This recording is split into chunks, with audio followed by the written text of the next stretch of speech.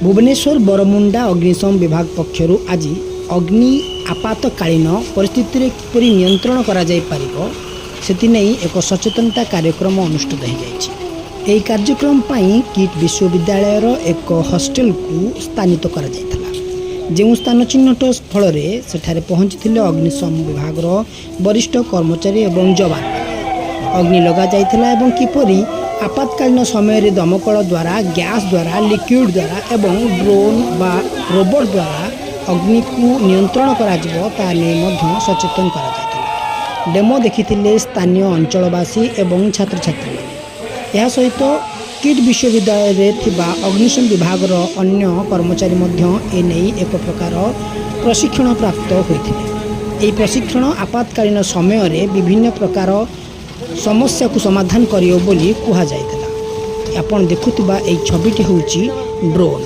जो ड्रोन रे आमे बड़ बड़ अग्नि को नियंत्रण करि पारिया बोली अग्निशम विभाग वरिष्ठ माने कहिथिले। यह रोबोट द्वारा चलुथिबारु याकू रोबो दमकल बा रोबो ड्रोन दमकल बोली कुहा जाए। तेबे बड़ छातरे किपरि अग्निशम हठात हेले अग्नि किपरि बंद कर दिया जिवो ता नै मध्ये एठार विभिन्न प्रकार यंत्रपाति अणा जाइथिला एवं अग्निशम विषय रे विभिन्न प्रकार प्रशिक्षण मध्य दिया जाइथिला।